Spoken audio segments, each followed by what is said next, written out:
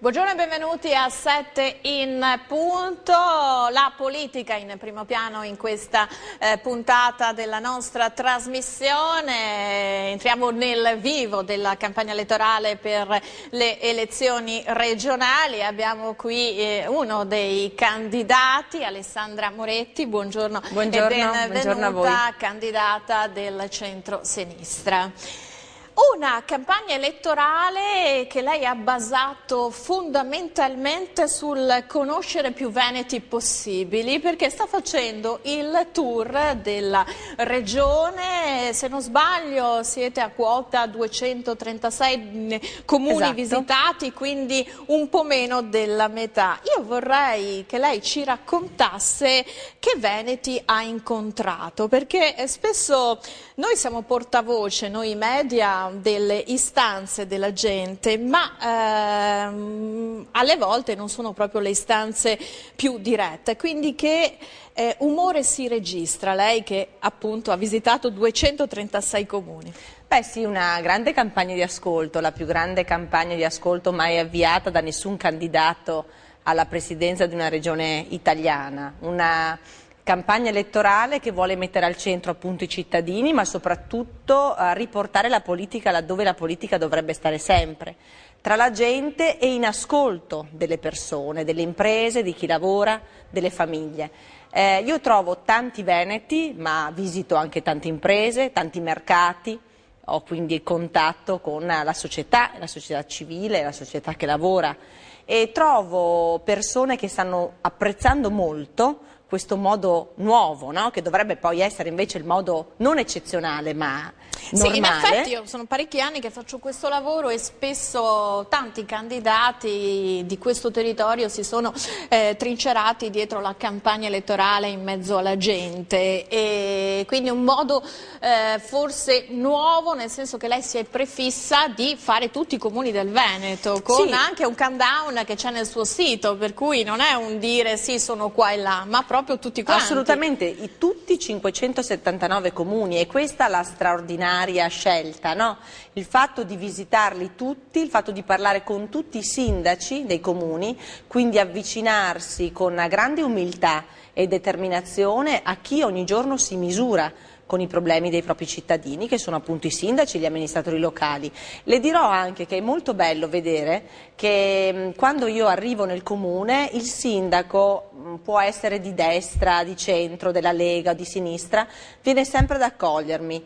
Forse perché tutti i sindaci hanno problemi in questo momento, e chiunque sia il prossimo presidente della giunta regionale, la prossima squadra, hanno bisogno di fare delle richieste concrete? Questo senz'altro, perché i sindaci hanno la volontà ma anche il bisogno, no, di confrontarsi con chi guiderà la regione nei prossimi 5 anni, ma anche per ringraziarmi, perché è la prima volta che un candidato ad una presidenza della regione visita anche il comune più piccolo. Pensi che io sono partita da questo viaggio dal comune di Laghi. Il comune di Laghi è un piccolo comune nel Vicentino di 126 abitanti. Quando io sono arrivata a Laghi c'è stato uno stupore, quasi una commozione da parte di quegli abitanti, perché era da tantissimi anni che non vedevano nessuno presentarsi, ma soprattutto ascoltarli insomma nelle loro problematiche che vivono ogni giorno. Lei adesso mi incuriosisce, un comune di 126 persone e nella fattispecie Laghi, che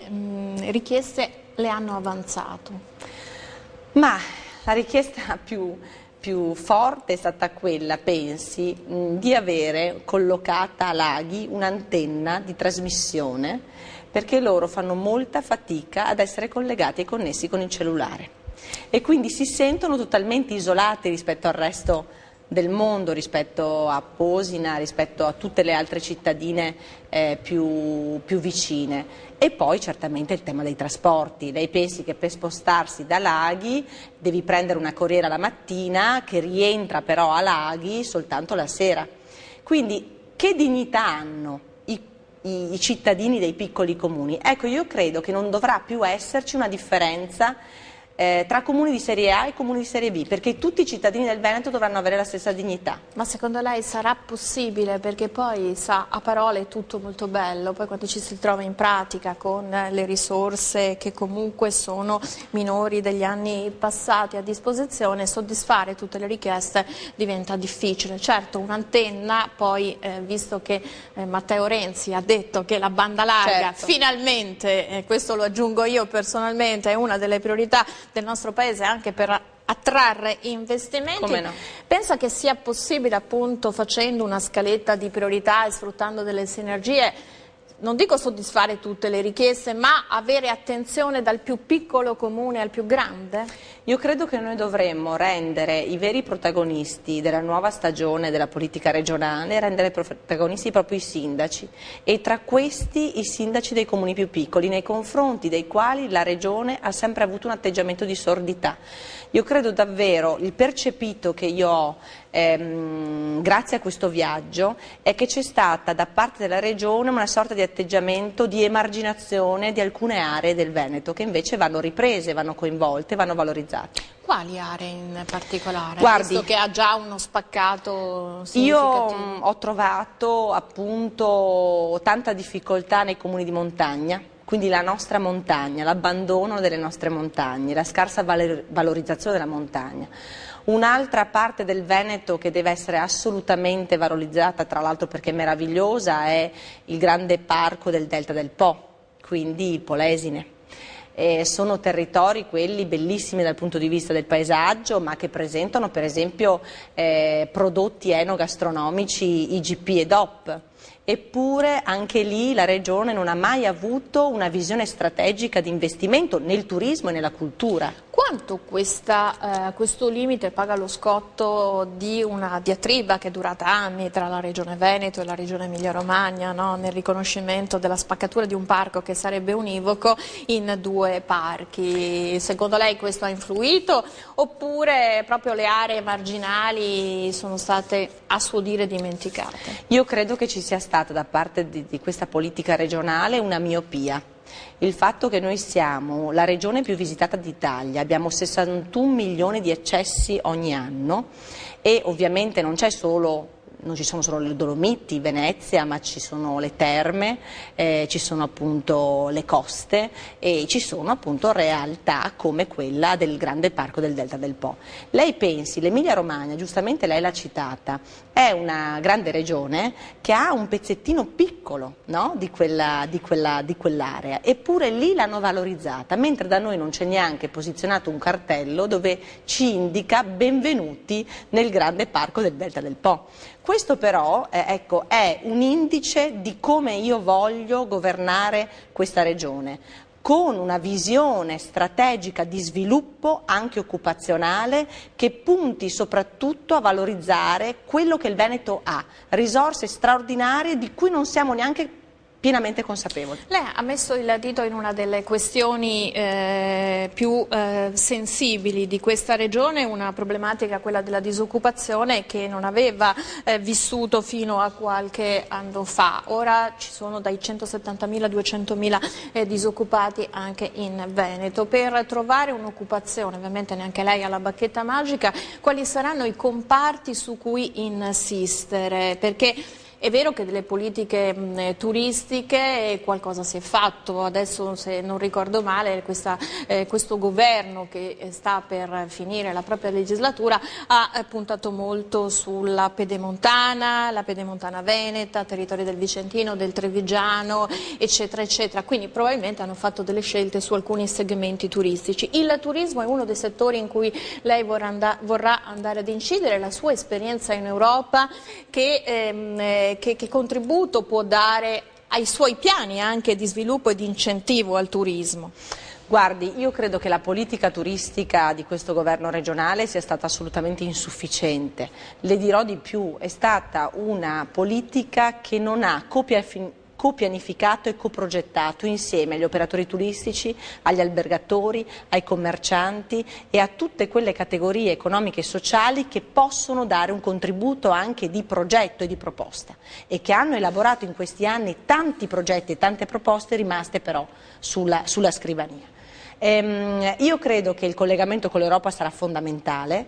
Io voglio portare il Veneto in Europa, perché il Veneto è già Europa, ma voglio che il Veneto torni ad essere protagonista della politica nazionale, di quella europea e soprattutto protagonista dello sviluppo, leader della ripresa occupazionale e ovviamente imprenditoriale. Penso che per far questo il turismo sarà uno di quei distretti, di quei settori sui quali noi lavoreremo. Però giustamente lei ha citato il grande tema della disoccupazione, il tema del lavoro.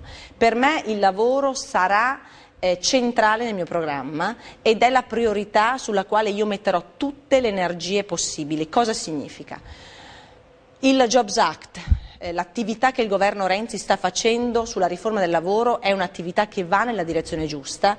Noi abbiamo finalmente abbassato in maniera profonda e significativa il costo del lavoro, che rappresentava ovviamente un limite forte per le imprese. Abbiamo semplificato. Vogliamo ricordare ai telespettatori Certo. come avete abbassato il costo del lavoro, perché uno si sente, no? Poi in questo momento di grande discussione a livello nazionale oltre che a livello regionale si liquida un po' l'intervento del governo, gli 80 euro in busta paga. Invece che cosa significa anche per le imprese aver abbassato il costo di lavoro? Quali sono i provvedimenti che ovviamente gli effetti non si possono vedere immediatamente ma che varranno già per il 2015 o il 2016? Allora, gli effetti in realtà, secondo una recentissima indagine di Union Camere Veneto, si vedono già. Cioè, cosa ha fatto il Jobs Act? Il Jobs Act ha agito dal punto di vista del costo del lavoro, consentendo oggi ad un imprenditore che assume una persona a tempo indeterminato di risparmiare nei 3 anni successivi 25.000 euro, cioè non si pagano le tasse sul lavoro per i 3 anni successivi al contratto. Questo cosa vuol dire però? Vuol dire incentivare anche la stabilizzazione, cioè oggi in Veneto 2.600 aziende venete stanno utilizzando le nuove regole del Jobs Act per stabilizzare un contratto da tempo determinato a tempo indeterminato. Questo sta già raggiungendo un obiettivo, quello che lei ricordava prima, l'occupazione. Union Camere Veneto ci dice che gli occupati oggi sono più 2.000, quindi sono 2.000 posti di lavoro creati dal 1° gennaio ad oggi, ma soprattutto Roberto Zuccato, che è il presidente degli industriali del Veneto, giudicando le nuove regole, ci dice che tra marzo e aprile ci sarà una fiammata di occupazione. Questo per quanto riguarda i nuovi assunti, ma per quelle aziende che hanno un organico di X persone a tempo indeterminato, le cui magari entrate, il cui fatturato è diminuito, hanno degli sgravi per i dipendenti che sono lì magari da parecchi anni e quindi c'è un qualcosa anche per evitare dei licenziamenti, per evitare della cassa integrazione e il ricorso agli ammortizzatori sociali che insomma stanno finendo, non si può pensare di andare all'infinito con questo meccanismo? Beh, intanto, oltre ovviamente al Jobs Act, noi stiamo facendo una profonda azione per quanto riguarda la sburocratizzazione. Lei sa bene che, e io ho visitato già 40 aziende, piccole, medie e grandi, tutti gli imprenditori mi dicono il problema principale è la burocrazia e l'obiettivo che noi abbiamo è quello di lavorare, per cui chiediamo alla politica di farci lavorare.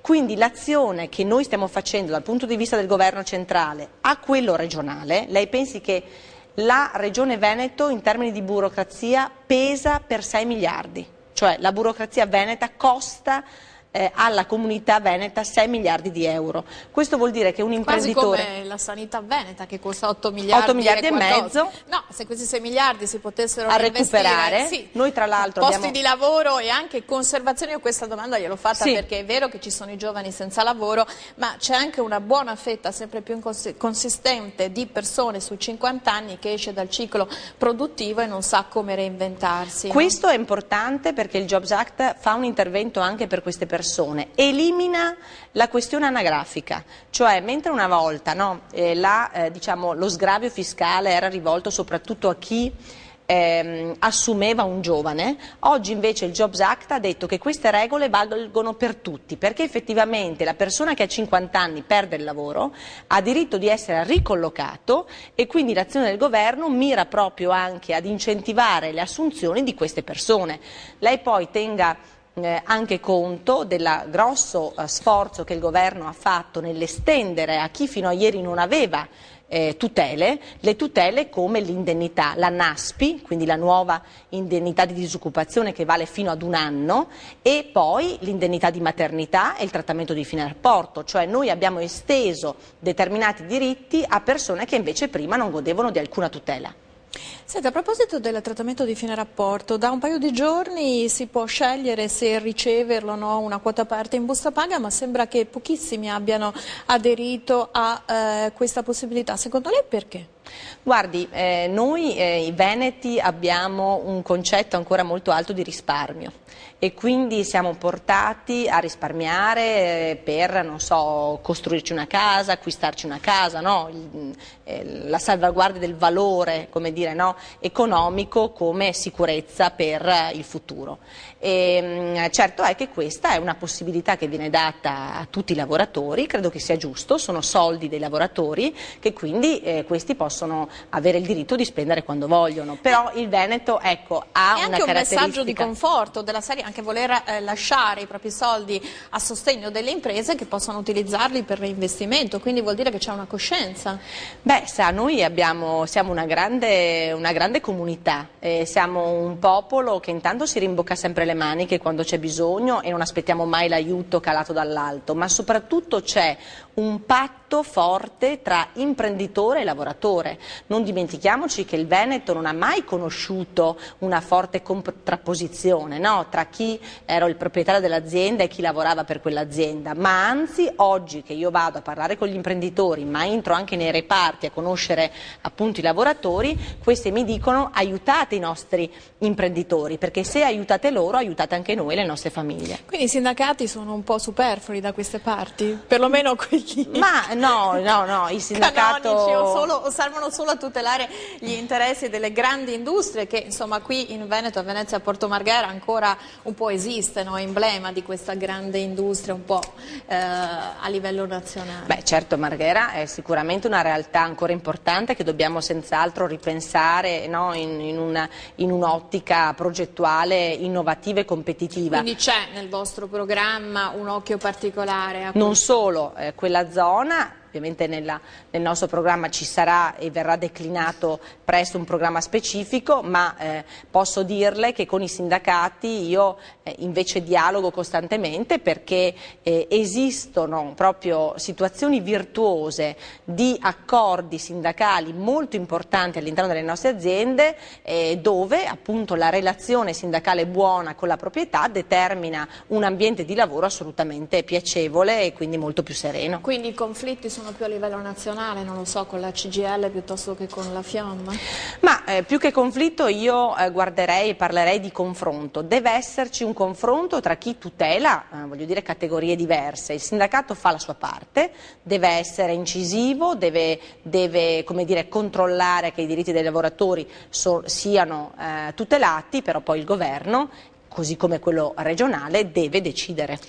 L'esempio di contrattazione interna che c'è tra imprenditore e dipendente in Veneto può essere un esempio da esportare e a quanto avete trovato spunto anche nell'elaborare le politiche riformistiche del lavoro? Guardi, io ho intenzione per il Jobs Act Veneto di agganciare tutti gli aspetti positivi che la riforma nazionale ha, declinandoli nelle specificità del Veneto, no? Quindi non so, l'agricoltura, il turismo, la piccola e media impresa e l'artigianato. In questo noi dobbiamo avere una relazione importante anche con le parti sociali, ci mancherebbe, per cui noi stiamo parlando con tutte le categorie economiche, ci stiamo confrontando su queste per capire quali settori strategici, distretti industriali andremo, come dire, ad individuare per poi sviluppare le nostre proposte, ma i sindacati e le parti sociali sono un elemento fondamentale di questo. Ed è un confronto costruttivo? È un confronto costruttivo e lei ha ragione quando dice che il Veneto potrà essere, ed è questo il mio obiettivo, potrà essere un modello da esportare in tutta Italia.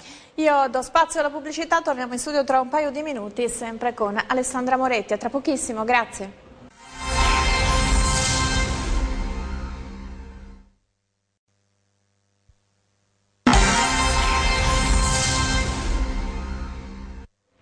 Siamo tornati in studio con noi questa mattina Alessandra Moretti, candidata alla presidenza della Regione Veneto del centro-sinistra. Si parlava dell'occupazione come primario impegno ed obiettivo che avete nel vostro programma. Ci stava spiegando quali sono gli effetti del Jobs Act anche per questo territorio. Parliamo di questo tour, no? La sua campagna elettorale basata su un obiettivo di veramente andare in tutti i 579 comuni del Veneto, quindi in mezzo alla gente, tra i mercati, in tutti i sindaci, realmente un tour de force proprio per dare anche un passo diverso a quelle che sono le parole, quelle che invece sono i fatti. Lei ci ha elencato varie iniziative sull'occupazione. Io volevo anche sapere, per quanto riguarda la proposta delle pensioni, no? Di pensioni più basse, però poter uscire dal mercato del lavoro, magari ci sono individui che si possono permettere di vivere per redditi vari con meno. Questa che il direttore dell'INPS ha detto è possibile, può essere una strada per un po' ripianare le risorse e dare un po' di respiro a tutti? Io credo che il tema delle pensioni sarà oggetto di una revisione importante da parte del Ministro Poletti, che l'ha già dichiarato peraltro. Io ritengo che il sistema messo in campo dalla Fornero vada modificato, ci sono delle questioni cioè che dobbiamo essere in grado di riprendere in mano, tra queste appunto le pensioni minime e la flessibilità in uscita.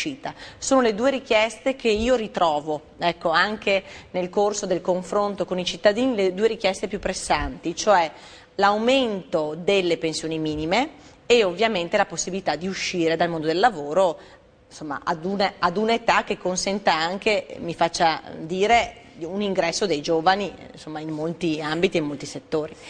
Torniamo a questo tour, perché il Veneto sono 579 comuni, a parte qualche capoluogo di provincia che ha una tradizione storica di sinistra, e penso alla città di Venezia. Il Veneto però è da parecchi anni una roccaforte del centrodestra, quindi lei ha un bel lavoro a scardinare questo humus che c'è, un po' la stanno anche agevolando i suoi avversari, e dopo entreremo nel merito di quello che sta succedendo nella Lega, ma onestamente i cittadini che cosa esprimono, che cosa vogliono, al di là della giacca che uno indossa del partito e dell'ideologia? C'è delusione, molti sono contenti dei 5 anni di governo che si è appena concluso, le vicende che hanno comunque in qualche modo coinvolto la Regione Veneto di giugno hanno cambiato come gli umori dei veneti?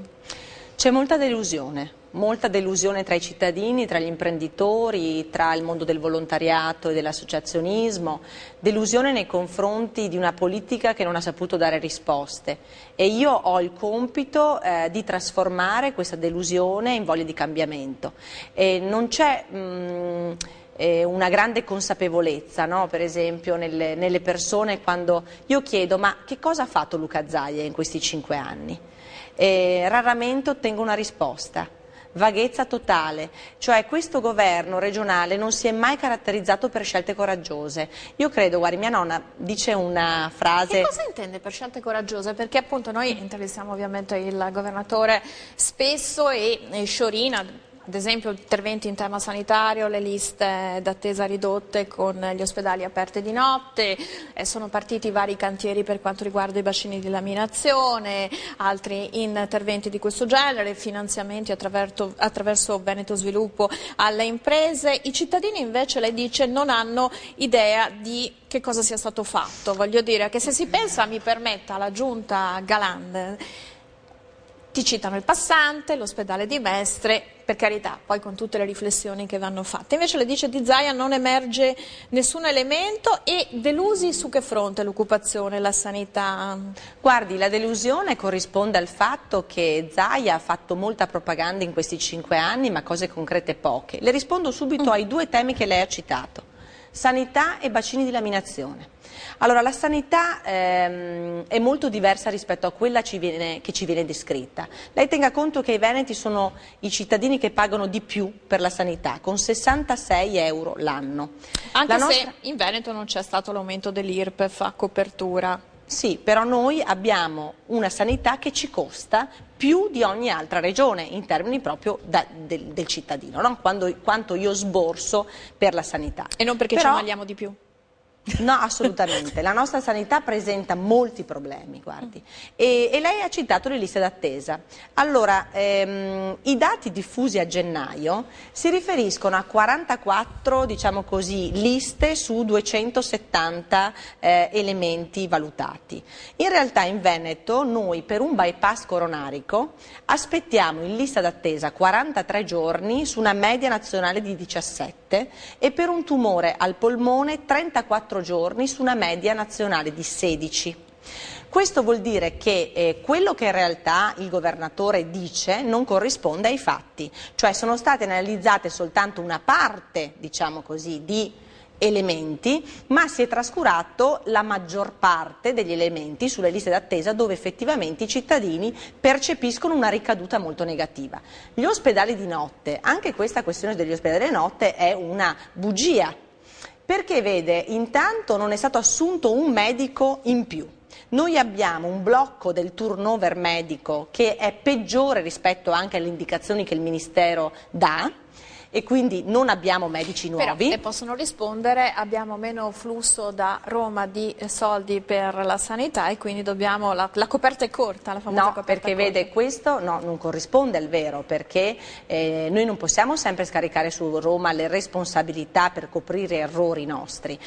Sulla sanità notturna la Giunta ha ridotto la disponibilità di orario diurno, ha messo lo stesso medico di notte che ci costa tra l'altro molto di più. Quindi di fatto le liste d'attesa sono state determinate anche da un'assenza di pianificazione programmatica, per cui la nostra sanità, che era un modello di eccellenza e che lo è ancora grazie ai medici e agli operatori sanitari, presenta una sanità che non è più un diritto ma è un privilegio, cioè se io ho un tumore al polmone e ho la disponibilità economica, il giorno dopo in quello stesso ospedale ho la visita. Come extra moenia. Ma se io ho un tumore al polmone e non ho la disponibilità economica, devo aspettare 30 giorni e quei 30 giorni per me sarebbero fatali. L'urgenza nella ricetta? 34 giorni di attesa su una media nazionale di 16 giorni, dati del Ministero della Salute. E voi come pensate di riuscire invece a riportare le cose in ordine? Dove operare, dove agire? Perché per esempio si è parlato prima dell'elaborazione del nuovo piano sociosanitario, di accorpare le ULSS, cioè che tipo di interventi si possono fare efficaci e di ottimizzazione delle risorse? Vede, io prima le ho parlato di tanta propaganda e poche cose, poi se vuole torniamo anche sui bacini di laminazione, certo. No? Quindi come commissario straordinario che cosa Zaia poteva fare e non ha fatto. Ma guardiamo quello che facciamo noi, mi interessa molto di più. Sì, infatti. Allora, chi mi ha preceduto, no, in questi 5 anni dice riduciamo le USL. Bene, è da 5 anni che noi continuiamo a sentire questa favola ormai, ma di fatto le USL sono rimaste 21. Allora io come governatore ridurrò il numero delle USL, le riorganizzerò in base ad una pianificazione strategica che veda coinvolti quelli che si occupano di sanità e quindi i medici, gli operatori che sono stati in questi 5 anni totalmente esclusi da una pianificazione coordinata. Riducendo le USL noi possiamo risparmiare fino a 50 milioni di euro l'anno. Con quei soldi io farò più strutture di prossimità e quindi più gruppi di medicina integrata, aumenterò i servizi della domiciliarità, di modo che un cittadino, anche in un paese piccolo, può trovare un servizio senza dover rivolgersi necessariamente all'azienda ospedaliera, cioè all'ospedale oppure al pronto soccorso. Molti hanno paura della chiusura degli ospedali magari nei pressi del luogo dove abitano. C'è anche un accorpamento di strutture di carattere ospedaliero, magari incentivando i poliambulatori territoriali? Assolutamente sì. Allora intanto bisogna chiarire una cosa, quando io parlo di USL parlo del carrozzone, cioè io voglio togliere soldi ai dirigenti e mettere più soldi nelle tasche dei cittadini in termini di servizi. Allora se io riduco le USL con il risparmio che può essere appunto fino a 50 milioni di euro, aumento proprio quello che lei dice, gruppi di medicina integrata non sono altro che ambulatori dove più medici per 24 ore al giorno offrono servizi alla cronicità, alla disabilità, alla non autosufficienza e quindi vanno a decongestionare tutto quello che invece riguardano le liste d'attesa pesantissime che ci sono negli ospedali. Io le devo chiedere un altro minuto di pazienza, do lo spazio alla pubblicità, torniamo in studio sempre con Alessandra Moretti. Grazie.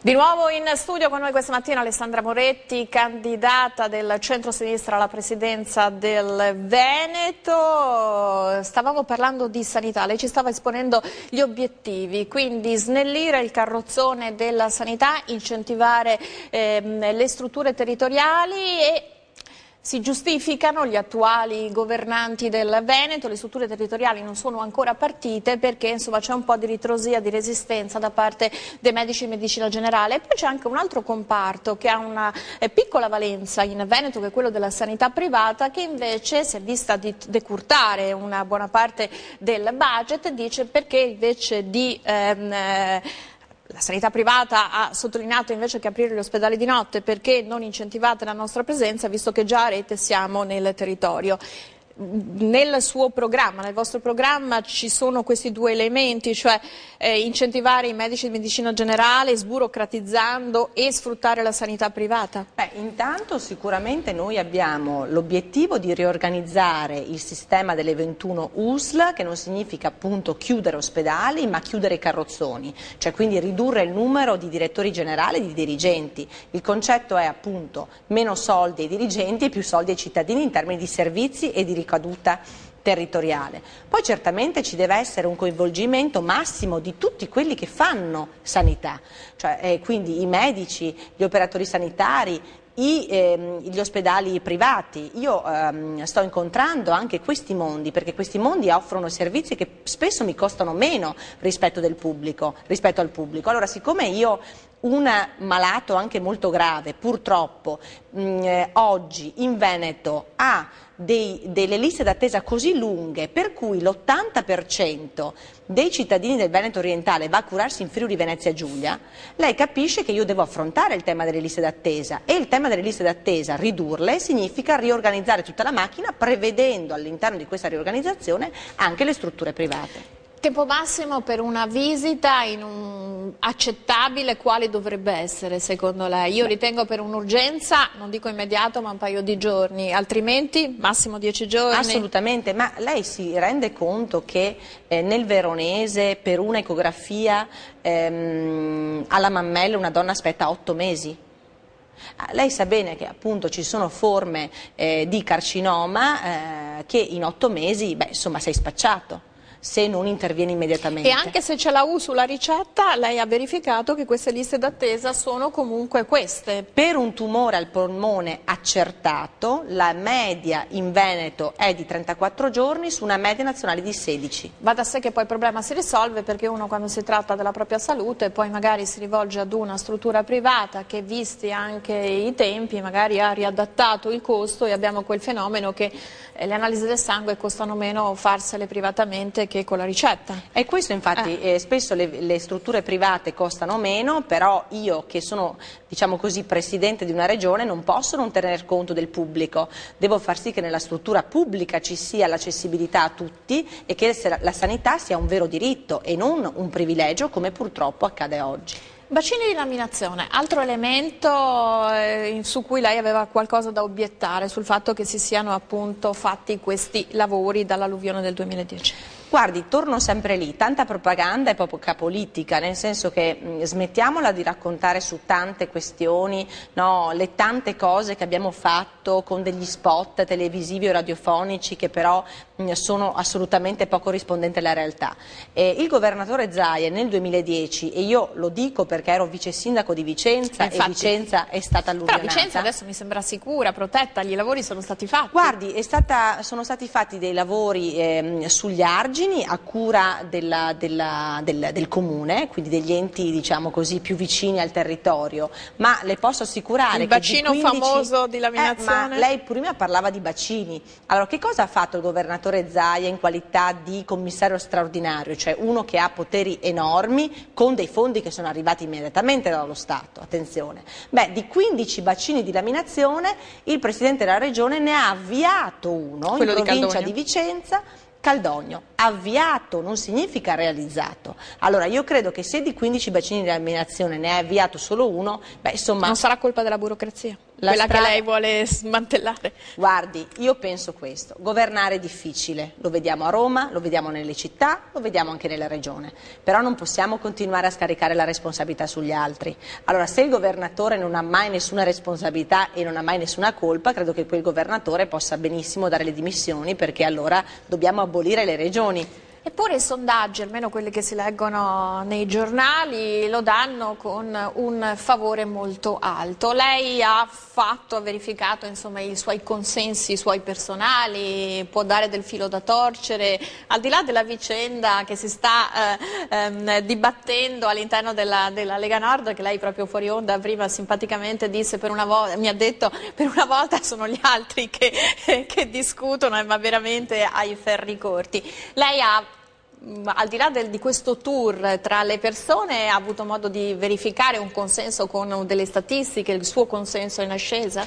Guardi, io sono sempre molto diffidente nei confronti dei sondaggi, perché non sono mai rispondenti poi, e l'abbiamo visto recentemente, insomma, sia per le europee, quando appunto il PD ha avuto un successo straordinario e i sondaggi non ci davano certo quei numeri, così come l'ho riscontrato con il Friuli Venezia Giulia, quando Deborah Serracchiani non era certamente data forse come conveniva vincente. Andare alle elezioni immediatamente. Ma io credo che io mi sto guadagnando il consenso delle persone sul campo, questa è una cosa di cui vado veramente fiera, non mi sto guadagnando il consenso delle persone soltanto facendo grandi spot e una propaganda anche televisiva, lo sto facendo visitando il Veneto palmo a palmo, lo sto facendo da libera cittadina e quindi ex deputata europea, e quindi anche questo è un gesto che è stato molto apprezzato dai cittadini, cioè con dei fatti concreti. Quanto la sua esperienza di vice sindaco a Vicenza le permette appunto di saper muoversi tra colleghi sindaci e anche tra cittadini comuni, al di là del credo politico, delle simpatie? Credo tanto perché quella è stata l'esperienza più importante della mia vita, perché è stata la prima, perché ho amministrato una città capoluogo grande e bella come Vicenza, perché ho avuto modo di conoscere tanti sindaci, tanti amministratori, ma ho avuto modo di conoscere i meccanismi dell'amministrare di fianco a un sindaco, Achille Variati, di lunga esperienza.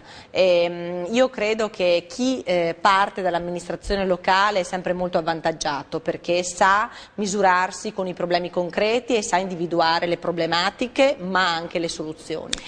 Poi però le dico una cosa, io non ho nemici in politica, io ho avversari. Mi piace sempre molto confrontarmi con tutti in un'ottica dialogante e soprattutto nell'ottica di trovare delle soluzioni a beneficio della comunità e dei cittadini. Quindi il dialogo sarà aperto a chiunque in caso di vittoria? Assolutamente cioè il Veneto va trasformato in questa regione europea che prima lei citava, con la collaborazione di tutti? Con la collaborazione di tutti, io sarò il presidente di tutti, collaborerò anche con Luca Zaia, prenderò quello che di buono è stato fatto e non butterò certamente via nulla di quello che si è conquistato in questi anni. Io devo dare di nuovo spazio alla pubblicità, torniamo sempre tra un paio di minuti, sempre con Alessandra Moretti. Grazie.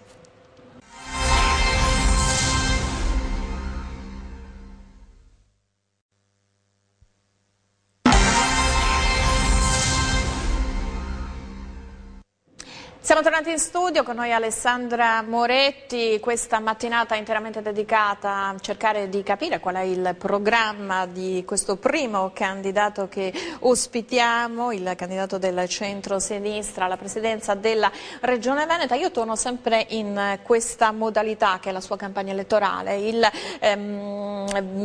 incontrare tutti i sindaci, tutti i cittadini dei 579 comuni, 236 fino a ieri, da oggi sarà nel Trevigiano, se non sbaglio, appena uscita da qui andrà a San Polo di Piave, se non ricordo male. Io vorrei sapere quali sono, lei diceva molti delusi, quali sono le principali richieste di questi cittadini, anche le più particolari, quelle che non si aspettava, ecco. Lei prima le ha citate, allora il tema dell'occupazione, del lavoro, il tema della sanità e poi l'altro tema molto molto presente è quello dell'onestà. Onestà e trasparenza. I cittadini veneti sono rimasti profondamente colpiti dalle brutte vicende di corruzione, di tangenti che anche questa regione ha visto purtroppo, coinvolta la giunta regionale, coinvolti moltissimi dirigenti della regione e quindi insomma c'è una richiesta di onestà, di trasparenza. Ma hanno capito forte. i veneti, perché poi questa vicenda giudiziaria proprio per correttezza di cronaca, io lo sottolineo sempre, hanno capito i veneti che questo malaffare girava intorno ad opere quali il Mose, che è un'opera statale. Lei in qualità di Presidente della Regione un domani come farà a cercare di tutelare le ingerenze dello Stato, se vogliamo, con la Regione? Perché poi alla fine la Regione c'entrava poco, non lasciamo perdere il soggetto, i soggetti preposti, ma erano relativi ad un'opera statale. Quindi è ovvio che se tu stanno costruendo un'opera nel tuo territorio non puoi non sapere, non puoi... Come pensa di dare questa trasparenza un domani? Intanto sono opere che lo Stato finanzia, ma di cui la Regione ha la responsabilità nella realizzazione. Non dimentichiamoci che è stato arrestato Giancarlo Galan, ex presidente della Regione, di cui tra l'altro Zaia era vicepresidente, è stato arrestato Chisso, assessore alle infrastrutture con Galan e assessore alle infrastrutture con Zaia, 20 milioni di euro sottratti ai veneti, quindi somme di denaro enormi. Certo, dietro ad alcuni sistemi, penso al project financing, si nascondeva il malaffare che coinvolgeva non soltanto politici, magistrati, guardia di finanza, poi anche molti dirigenti, funzionari, molti funzionari del perché Veneto. si punta il dito sempre verso la politica e si dimentica che dietro la politica, che poi anche sono i mostri che si possono sbattere in prima pagina, certo il nome di un funzionario fa molto meno clamore, però ce ne sono tanti funzionari. Come si può mettere ordine in questa brutta abitudine, che poi non è solo veneta, abbiamo visto, solo che magari il Veneto si faceva blasone di una certa onestà e poi siamo tutti uguali su questo le dirò di più, che c'è una responsabilità gravissima da parte sia di Galan che di Zaia, no? Hanno sempre sottovalutato, anche in maniera molto sprezzante, quando si diceva ma la corruzione in Veneto, ma la mafia in Veneto, il malaffare in Veneto. Noi sappiamo benissimo che la mafia va dove ci sono i soldi e ovviamente il Veneto ha risorse importanti. Sia Galan che Zaia hanno sempre sottovalutato questo problema. Secondo me Zaia ha la colpa di aver vigilato poco, perché non puoi come dire, avere qualche sospetto, no? Che le cose non stiano andando proprio nel verso giusto. Devi vigilare sulla trasparenza dell'opera. Magari ha fatto un'operazione di comunicazione alla procura che ha permesso poi eventualmente ex post, ma guardi, io credo questo. Coinvolti non sono stati coinvolti? No, assolutamente.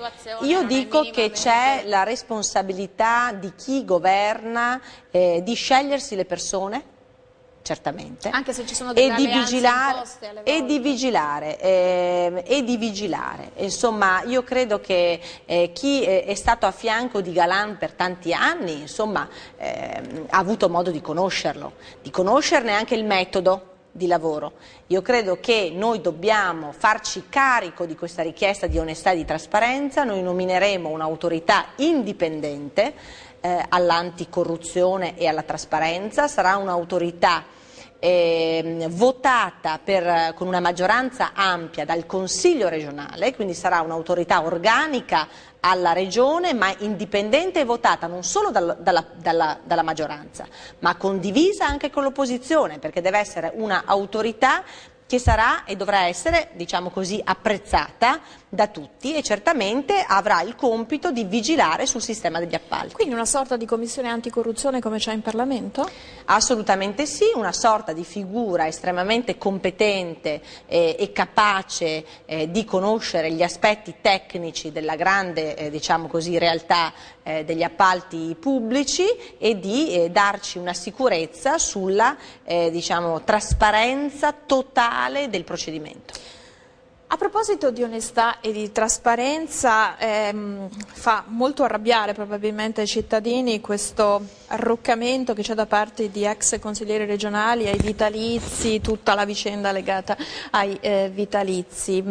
Proprio per questo processo di snellimento della burocrazia, avete altri provvedimenti in nuce da sviluppare?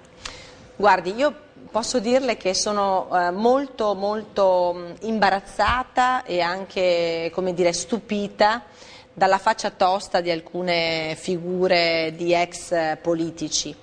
Non si può far ricorso e appellarsi alla Corte Costituzionale quando ti viene chiesto di fare un sacrificio e un gesto di solidarietà in un momento difficile.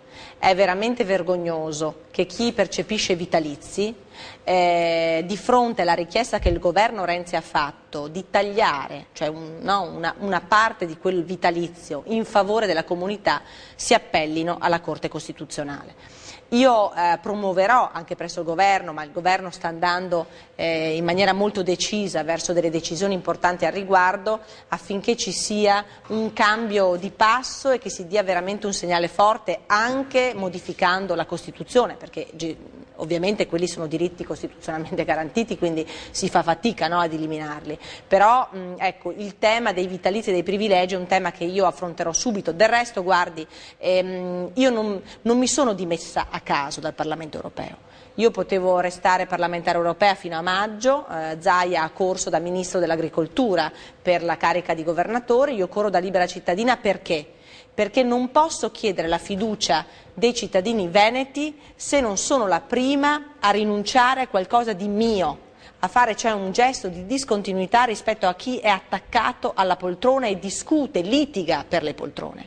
Allora questo sarà un punto, il tema dei vitalizi, cioè aiutare il governo a procedere in questo senso con grande speditezza. Poi l'altra grande vergogna che diciamo così, non è stata approvata in Consiglio regionale a causa di Lega e Forza Italia, si sono opposti allo stop dei 2 mandati, cioè il Partito Democratico aveva proposto una norma per cui dopo 10 anni tu ritorni a fare quello che facevi prima. Dopo 10 anni ovviamente da consigliere regionale. La Lega e anche Forza Italia si sono opposti a questa norma affermando il principio dei politici di professione, tant'è che c'è chi si candida per il 5º mandato, vuol dire che è in consiglio regionale da 25 anni, questo vuol dire determinare anche un tappo nei confronti delle nuove generazioni a cui invece noi dobbiamo passare il testimone. Passando ad un altro tema molto caldo per questa regione, autonomia e federalismo, visto che questo elemento, no, autonomia, statuto speciale, è un'idea che viene accarezzata da molti veneti, sempre legato alle tasse, che insomma è anche un dato abbastanza oggettivo. In questo momento gli avversari parlo della Lega Nord, si stanno un po' incartando su questo tema. Qual è la posizione del centro-sinistra, la posizione che rappresenta la squadra di Alessandra Moretti? Guardi, anche qui è da 20 anni che la Lega e il centrodestra stanno facendo di questo tema dell'autonomia una sola bandiera propagandistica. Di fatto in 20 anni non hanno portato a casa nulla, neanche quando al governo c'erano loro, sia in Regione che appunto a Roma. Per me invece l'autonomia sarà un tema centrale, l'autonomia di una regione che è schiacciata tra 2 regioni a statuto speciale e che intende avere le stesse prerogative di Friuli Venezia Giulia e Trentino Alto Adige. Quindi Veneto, regione a statuto speciale? No, perché lo statuto speciale ovviamente è una prerogativa che di fatto non ci verrà mai riconosciuta. Lei tenga conto che tra l'altro per me oggi non esiste ragione perché una regione sia a statuto speciale, o quindi tutti o nessuno. Io invece ritengo che il governo Renzi stia andando nella direzione giusta per quanto riguarda la riforma della Costituzione, che dà la possibilità alle regioni che lo chiedano, e io lo chiederò come Presidente della Regione, di avere le stesse prerogative di Trentino e Friuli in che cosa? Scuola, formazione, lavoro, turismo, infrastrutture, cioè ci sono delle materie nelle quali la regione Veneto potrà avere le stesse prerogative delle regioni confinanti. Allora, fino adesso lei ci ha esposto le sue opinioni sull'attuale Presidente del Veneto, sul passato, e adesso vorrei sapere, questa sera c'era questa specie di resa dei conti, no? In casa della Lega, Tosi ha tempo fino a lunedì per decidere se rimanere in Lega o andarsene, qualcuno ventila l'ipotesi, avendo fondato la fondazione Ricostruiamo il Paese, che possa allearsi con Forza Italia, Nuovo Centrodestra, e che possa diventare il quarto candidato alla regione del Veneto. Come vede questo fermento? In casa centro-sinistra vi fregate le mani perché questo vi avvantaggia, oppure come valuta quello che sta succedendo? Ma le dirò che vista, ecco, l'impegno di questo tour, io francamente sono poco interessata a quello che succede in casa d'altri, perché è giusto. Tra i tanti delusi ci saranno anche tanti del centrodestra, quelli che ha incontrato, sono delusi di questo movimento che c'è, che è poco comprensibile. Ma guardi, sicuramente mentre loro litigano per le poltrone noi siamo ad ascoltare i cittadini, mentre loro manifestavano a Roma accanto a Casa Pound e ai neofascisti io andavo a visitare determinate aziende, cioè i cittadini percepiscono che c'è una differenza, finalmente una politica vicino alla gente anziché una politica attaccata alle poltrone, cioè loro si stanno, diciamo così, sbranando tra di loro per la questione delle poltrone. E i presunti moderati del Veneto sono un po' troppo alla finestra, secondo lei, in questo momento? Ma guardi, no, i moderati sono tanti e secondo me ecco, potranno trovare risposte anche nel mio programma. Guardi, io più che appunto i posti guardo adesso ai programmi e alle proposte che farò per il Veneto, che saranno delle proposte che accoglieranno, incontreranno le tante richieste che arrivano dalle categorie economiche, dagli imprenditori, dai lavoratori e dalle famiglie. Certo è che appunto noi vediamo che c'è uno spostamento da parte della Lega verso posizioni estremiste, oltranziste, lepeniane, per cui c'è poca Padania in questa Lega. Anche no? se Salvini dice solo a livello nazionale, non a livello veneto. Beh, non si può essere, no, cioè bisogna avere uno sguardo abbastanza, ecco, a 360 gradi. Questo potrebbe essere l'errore più grande che rischia di pagare il Carroccio?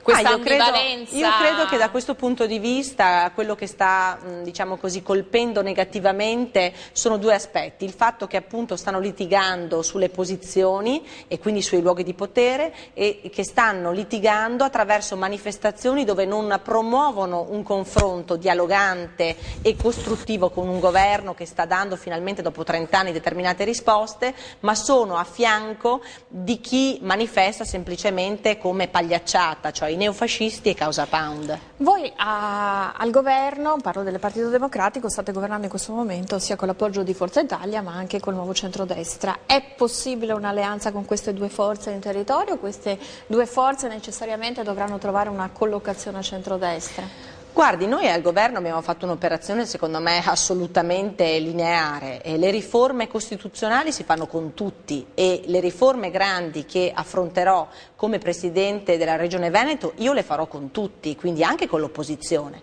Certo è che poi invece il Nuovo Centrodestra è forza di governo, quindi sta al governo del Paese, sta affrontando con grande senso di responsabilità la riforma del lavoro, la riforma della pubblica amministrazione, il concetto appunto di, non so, servizio pubblico di comunicazione libero e liberato dalla politica, no? Che l'ha sempre occupato, penso alla RAI, no? Per cui il cittadino paga il canone. Beh, insomma, Renzi sta attuando una politica che anche qui segna una netta differenza tra chi invece ha occupato per tanti anni il servizio pubblico nazionale, e quindi io le grandi riforme le farò anche insieme a Forza Italia, insieme alla Lega, insieme a tutti quelli che ci vorranno stare. Una nota negativa: quando io vedo Salvini in piazza con delle magliette, no? Io sto con Stacchio? Beh, sa, chi è che non sta con Stacchio? Cioè, mi sembra una banalità.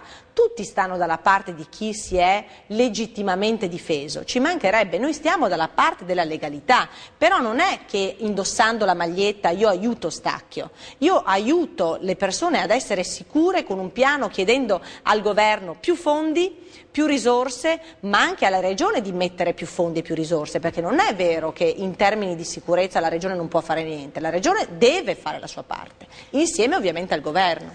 Abbiamo gli ultimi minuti.